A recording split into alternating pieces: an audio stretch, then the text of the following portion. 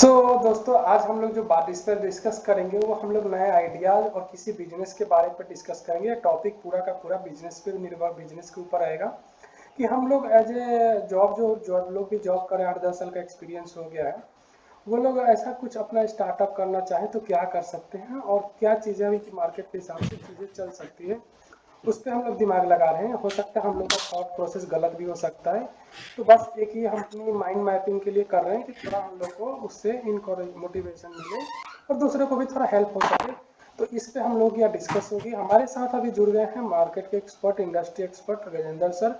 वो last 15 year से वो एफएमसीजी सेक्टर में काम कर रहे हैं। उनको सारी एफएमसीजी प्रोडक्ट्स रिलेटेड सारी नॉलेज है, कॉस्टिंग कितनी आती है, प्रॉफिट कितना मार्जिन आता है, सब कुछ उनको आइडियाज है।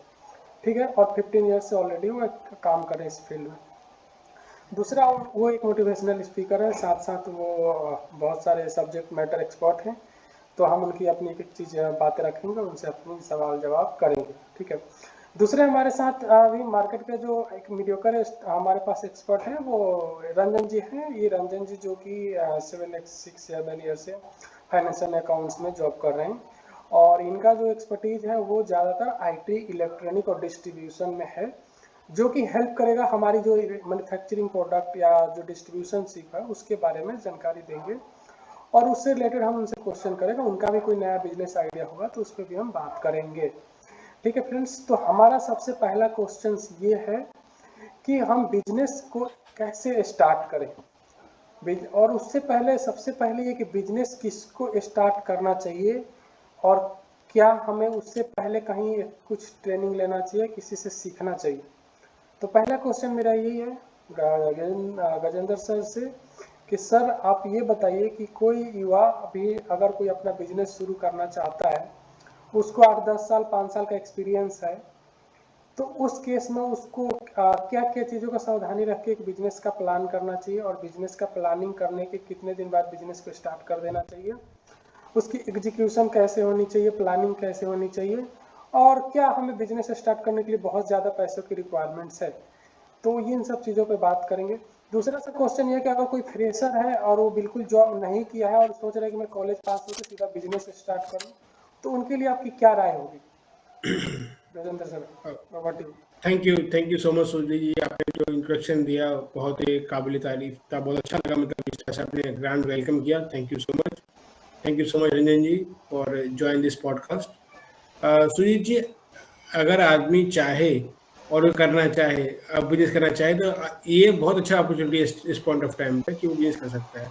और मेरा मानना ये है कि हर किसी को बिजनेस शुरू करना चाहिए लाइफ में, क्योंकि बिजनेस करने वाले में करते हैं। जबकि मैं बहुत साल से बिजनेस कर बहुत 2-3 महीने चला रहा हूँ और देख रहा हूँ, पता है मुझे भी। तो उसमें अगर आप बिजनेस करते हैं तो आपको मल्टीपल डायमेंशन होता है। किसी और की ग्रोथ नहीं, आपकी बहुत ग्रोथ होती है। आपको हर चीज़ का पता चलता है और आप ग्रोथ करते हैं। तो डेफिनेटली हर किसी को बिजनेस ट्राई करना चाहिए, अपना मालिक खुद बनना चाहिए। क्योंकि हमारी माइंडसेट में लोगों ने क्या, हम जब बचपन से पढ़ रहे हैं, बता रहे हैं, हमें ये भी बताया कि आप अच्छा पढ़ाई कर लो, आपको जॉब मिल जाएगा, आप अच्छी राइट। जॉब को आप जॉब मिल जाएगा। इसी वजह से हम हमेशा ऐसे जॉब सीख कर करने हैं। बट हमें ये अब माइंडसेट अब चेंज हो रहा है, हमें जॉब क्रिएटर बनना चाहिए ताकि हम इंडिया की जीडीपी को बढ़ा पाएँ और आगे बढ़ पाएँ। परफेक्ट और जो परफेक्ट। आप बोल रहे हैं, आज के ज़माने में बहुत गवर्नमेंट भी हेल्प कर रही है आपको, और आपको बता रही है कि आप इस टाइम बहुत अच्छा है, ये बहुत अच्छा गोल्डन अपॉर्चुनिटी है अपनी स्टार्ट करने के लिए। यहाँ पे आपको हर तरह से सपोर्ट मिल रही है आगे बढ़ने के लिए, और आप कर सकते हैं। तो आपको हमें डेफिनेट बिजनेस ट्राई करना चाहिए। बिजनेस को छोटा जिसको जैसा चाहिए वो कर सकता है। और जो नए युवा हैं, जहाँ बिना एक्सपीरियंस के वो शुरू कर देते हैं,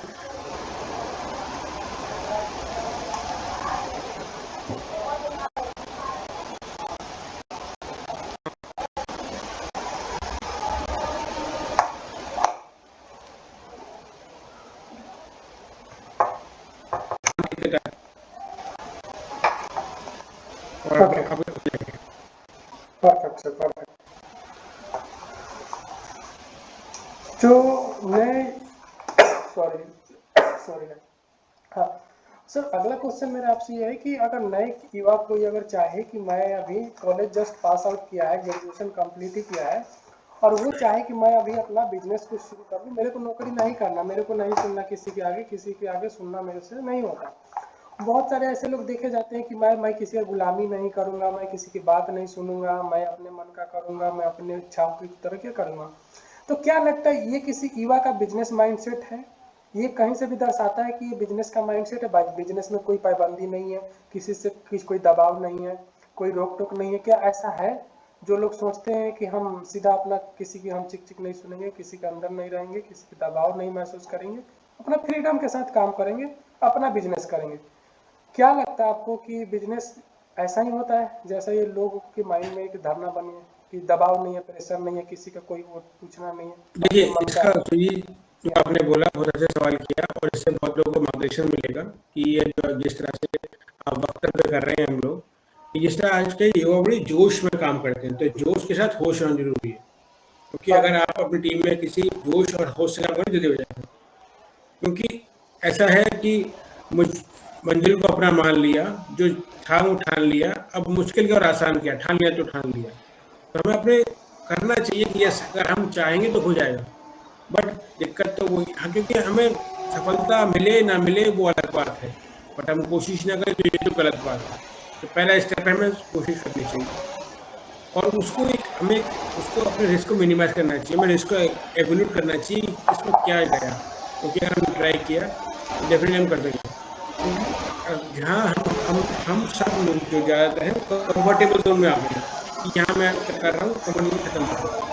If you don't try that we can improve ourselves or distribute that we can improve in life, और हम कंफर्टेबल में बढ़ रहे हैं, तो आगे बढ़ती मेहनत करनी पड़ती है, फिर तो अपने आप ही आता है। अगर आप जो काम करते हैं आपको पसंद नहीं है, तो आपको वो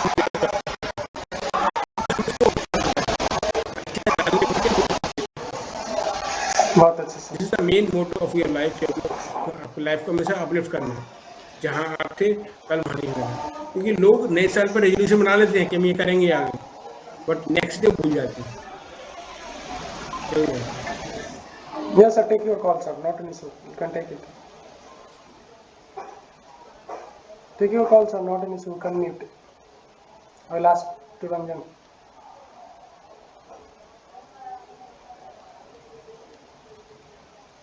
Yeah.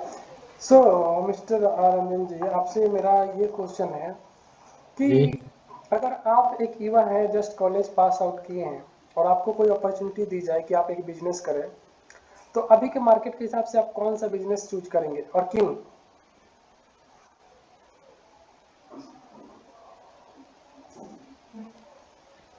देखिए, बिजनेस तो रिक्वायरमेंट के अकॉर्डिंग देखना पड़ेगा, प्लस में आपकी बजट क्या है उस पर फोकस करना पड़ेगा कि हम एक्चुअली क्या है कि हम जब जस्ट अभी कॉलेज पास आउट हुए हैं तो हमारे पास पैसे भी नहीं है, और हमारे पास कुछ ऐसा नहीं है जिसके बेस पे हमें लोन मिल जाए। बिजनेस विदाउट लोन तभी मिलता है जब आपका बिजनेस ग्रो हो, बिजनेस का कोई स्ट्रक्चर हो, तभी जाके लोन भी बैंक प्रोवाइड करते हैं, ऐसे आपको लोन भी नहीं मिल सकता है।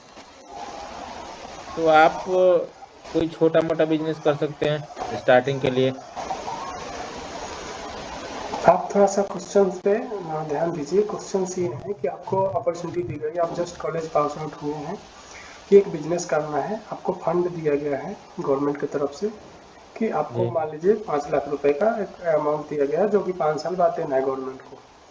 तो अभी के मार्केट पे ध्यान में रखते हुए आप कौन सा बिजनेस में जाते और क्या कौन सा बिजनेस करते अगर आपको मिलता ये अपॉर्चुनिटी? तो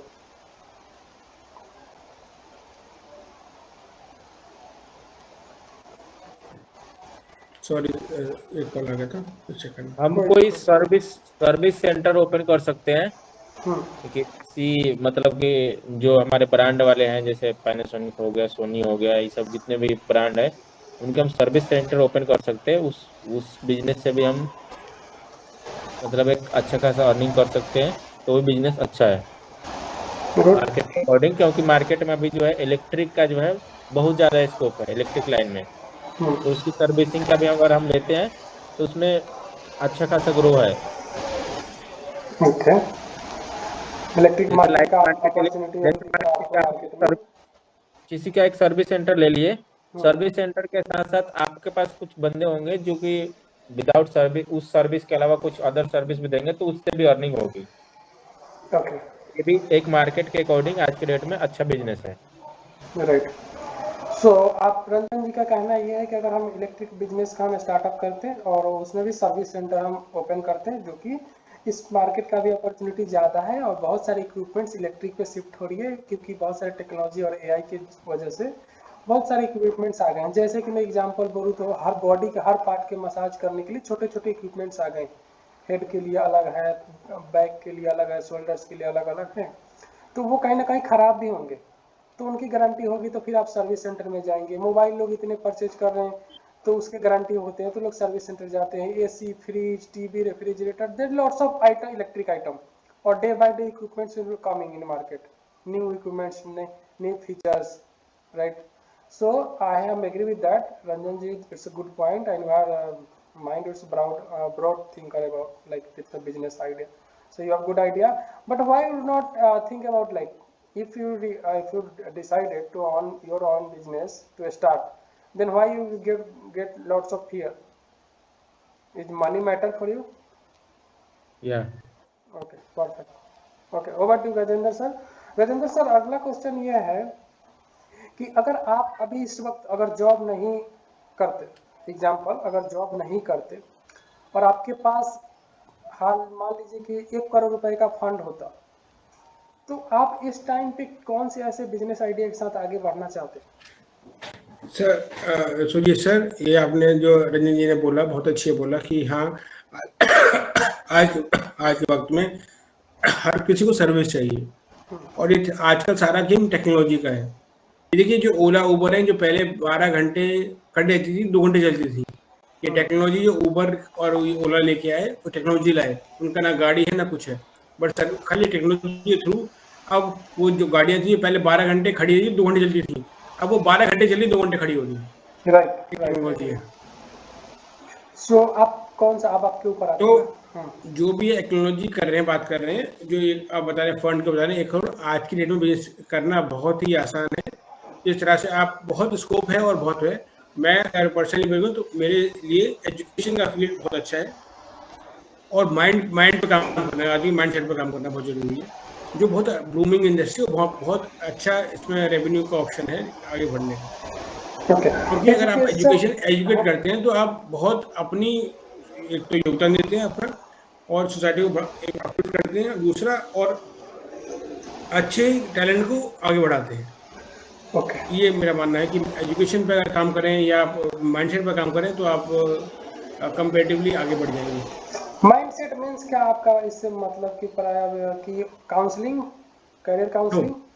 माइंडसेट में क्या है कि आज के दौर में बहुत लोग स्ट्रेस है लोगों के पास, ओके, उनका स्ट्रेस बूस्टर नहीं होनी कि किस तरह से वो काम करें। हाँ प्रोफेशनल है, वो सुबह से शाम तक जॉब कर रहे हैं, रात को पूरा ड्राई हो गए, पूरी एनर्जी वेस्ट हो गई। ओके, अब उनसे से पूछे कि आप क्यों उठ रहे सुबह, कोई रीजन है आपके पास, क्या आपके विजन है, क्या गोल है, क्या माइंडसेट है, क्या आप काम कर रहे हैं, आपके short term goal, long term goal, किस पे काम कर रहे हैं, आपकी प्लानिंग क्या है। पीपल को इनकरेज करेंगे आप, मोटिवेट करेंगे।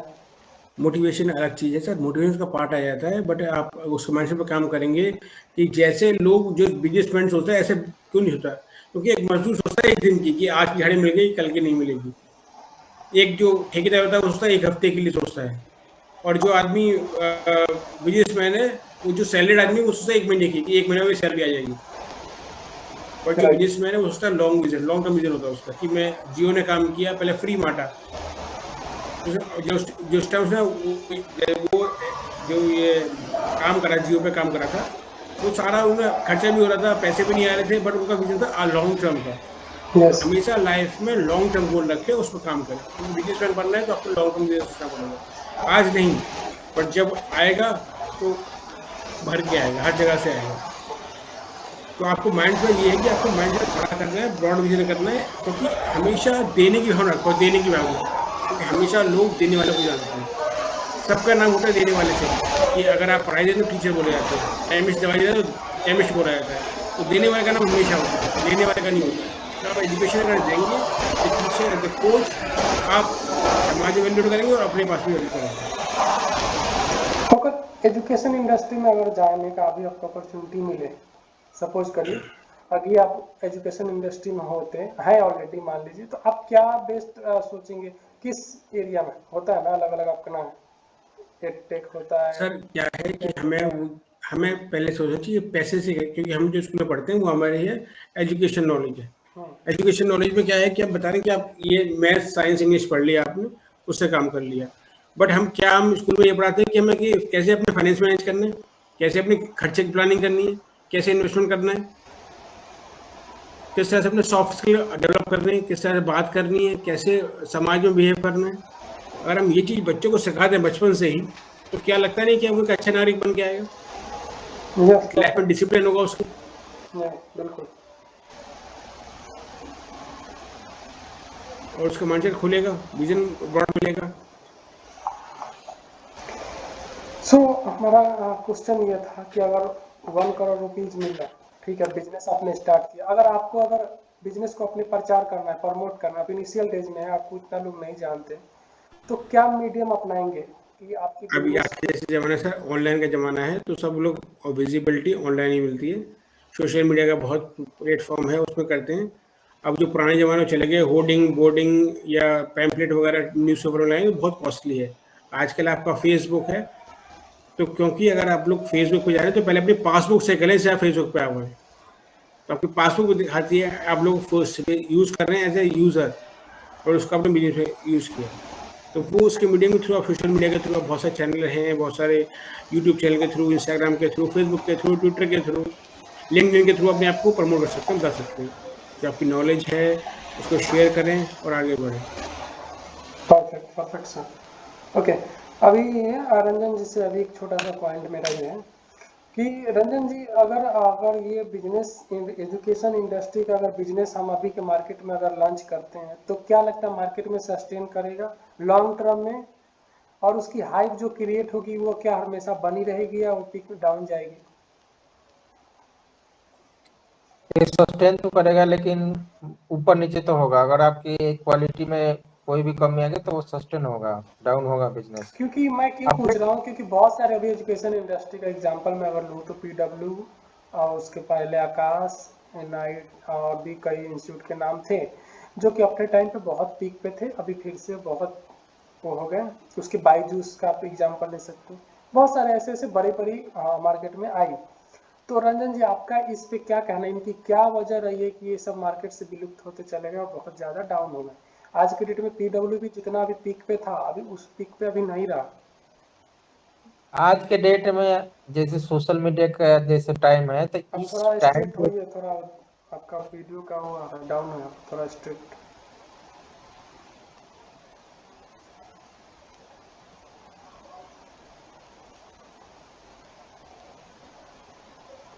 अब तैयार है सर। Yes yes, okay. जैसे आज के मार्केट में क्या है ना कि आपको फीस पे भी फोकस करनी पड़ेगी कि हम इतना अभी फीस ना लें। जैसे क्या है कि अगर जो आप उस तरह से फैसिलिटी देंगे तो आप फीस लेंगे, तो आप फैसिलिटी पे कम फोकस कीजिए। आप जो एजुकेशन का क्वालिटी है ना, उस पर फोकस करना पड़ेगा कि हमारे एजुकेशन का क्वालिटी अपर लेवल का होना चाहिए। हमारे सीटिंग अरेंजमेंट उसमें थोड़ा हम मिनिमाइज करके एजुकेशन का क्वालिटी है उसको मैक्सिमाइज करना चाहिए, जिससे कि हमारे पास बच्चे कम पैसे पे करके भी अच्छे क्वालिटी का शिक्षा ले सके।